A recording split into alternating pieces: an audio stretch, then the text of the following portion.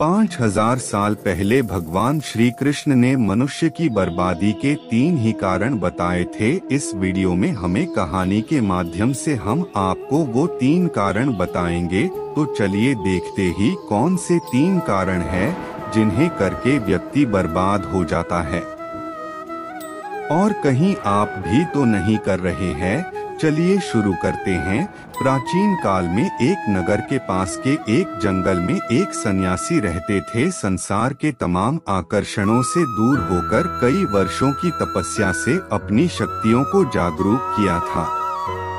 वह लोगों की हर समस्याओं का समाधान करता था। धीरे धीरे वह मशहूर होने लगे और यह बात राजा को पता चली। राजा ने सन्यासी से मिलने का फैसला किया। वीडियो पसंद आए तो चैनल को लाइक और सब्सक्राइब करें। वीडियो शुरू करते हैं। और वह सन्यासी से मिले। राजा सन्यासी के बातों से बहुत प्रभावित हुए और उन्हें अपने राज्य में चलने तथा महल में रहने का आग्रह किया।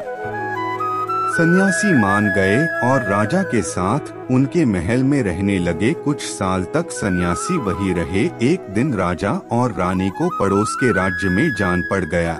उन्होंने एक नौकर को सन्यासी के भोजन आदि की जिम्मेदारी देकर निकल गए। एक दिन नौकर बीमार पड़ गया और आया ही नहीं। सन्यासी को खाना खिलाने वाला कोई नहीं था। वह इंतजार करता रहा और अंत था वह गुस्से में लाल हो गया।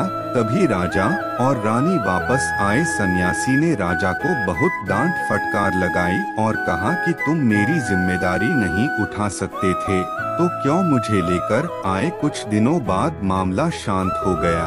कुछ दिनों बाद राजा को फिर से जाना पड़ गया। इस बार राजा ने अकेले जाने का फैसला किया और रानी को खड़े निर्देशों के साथ सन्यासी के सेवा के लिए रख दिया। रानी रोज समय पर सन्यासी को खाना भेज देती थी।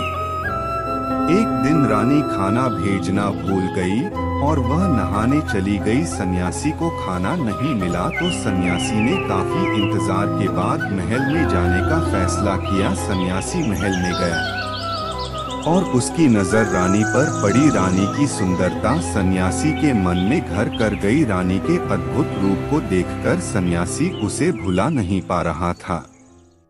उसने खाना पीना छोड़ दिया और कुछ दिन तक ऐसे ही पड़ा रहा। कुछ दिनों बाद राजा वापस लौटे और सन्यासी से मिलने गए। राजा ने कहा, क्या बात है, आप बहुत कमजोर हो गए हैं क्या? मुझसे और कोई भूल हो गई है?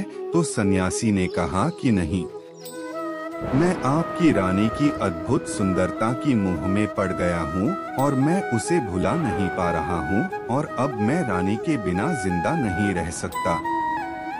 राजा ने कहा, यही बात है ना, मेरे साथ महल में चलिए, मैं आपको रानी को दे दूंगा। राजा सन्यासी को लेकर महल में गए। राजा ने रानी से कहा कि सन्यासी आपकी सुंदरता के दीवाने हो चुके हैं और बहुत कमजोर पड़ चुके हैं और मैं किसी ज्ञानी व्यक्ति की हत्या का पाप अपने सर नहीं लेना चाहता कि आप सन्यासी की मदद करना चाहेंगे। रानी ने कहा, मैं समझ गई क्या करना है।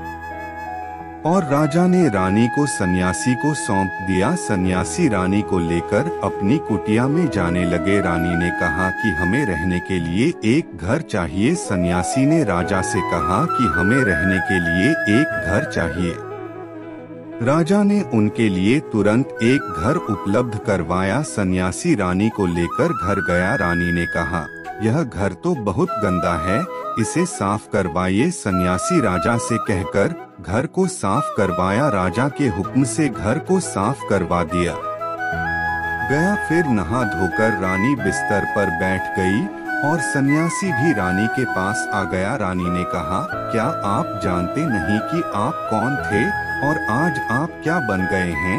आप एक महान सन्यासी थे जिनके आगे राजा भी झुककर प्रणाम करते थे और आज वासना के कारण आप मेरे गुलाम हो गए हैं।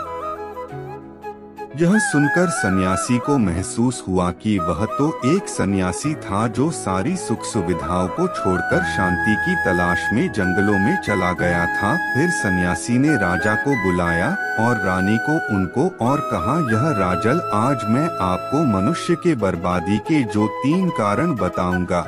जिनको यदि व्यक्ति ना करें तो वह सबसे सुखी रहेगा और व्यक्ति बर्बाद नहीं होगा। पहली आदत है इच्छा, क्योंकि इच्छा ही दुनिया की हर एक व्यक्ति के अंदर सबसे पहला अवगुण होता है और जो व्यक्ति अपनी इच्छाओं को नियंत्रण में नहीं रख पाता है वह जीवन के किसी भी क्षेत्र में सफल नहीं हो पाता है, क्योंकि जैसे ही उसकी एक इच्छा पूरी होती है वह दूसरे की ओर बढ़ने लगता है और दूसरी पूरी होती है तो तीसरी इच्छा उसके मन में जागृत हो जाती है और फिर ऐसे करते करते इच्छाओं पर नियंत्रण न होने के कारण इस जाल में उलझा रहता है और दुखी सकता। इसीलिए राजन, जब हम इच्छाओं पर नियंत्रण का लेते हैं तो हम हमारे मन पर भी नियंत्रण का लेते हैं और जब हमारा मन हमारे बस में होता है तो हमें सुखी सुखी प्राप्ति फिर जो हम चाहते हैं वही हमारे साथ होता है। दूसरी आदत है वासना का जन्म हमारे मन में उठने वाली इच्छाओं से होता है। जिस प्रकार इच्छा का कोई अंत नहीं होता और मनुष्य वासना के जाल में फंसता ही चला जाता है, वासना के वशीभूत होकर मनुष्य को कुछ भी नजर नहीं आता है। आज तक जितनी भी लड़ाइयाँ हुई है उनका सबसे बड़ा कारण स्त्री को पाने की इच्छा ही रही है, स्त्री के प्रेम में वशीभूत। राजा महाराजाओं ने आज से पहले बहुत सारे युद्ध किए हैं। रावण इस संसार का सबसे बुद्धिमान व्यक्ति था, लेकिन उसने भी माता सीता की सुंदरता में आकर अपना सब कुछ बर्बाद कर लिया। उसकी मृत्यु का कारण एक श्री ही बनी थी। कहीं राजा महाराजा तो युद्ध में इसलिए हार गए क्योंकि वह लोग स्त्रियों से रासलीला रखने में ही रह गए। तो स्त्री की उत्पत्ति संसार को बढ़ाने के लिए क्यों है, लेकिन आजकल लोगों ने इसे अपनी वासना का शिकार बना लिया है, अपने मनोरंजन का साधन समझने लगे हैं और जब उन्हें अपना मनोरंजन नहीं मिलता तो वह पागल हो जाते हैं और ना जाने क्या क्या कर बैठते हैं। इसीलिए ही राजन, जितना हो सके उतना वासना से दूर रहना चाहिए। तीसरी आदत क्रोध, क्योंकि जब मनुष्य की वासना की पूर्ति नहीं होती है, राधे राधे।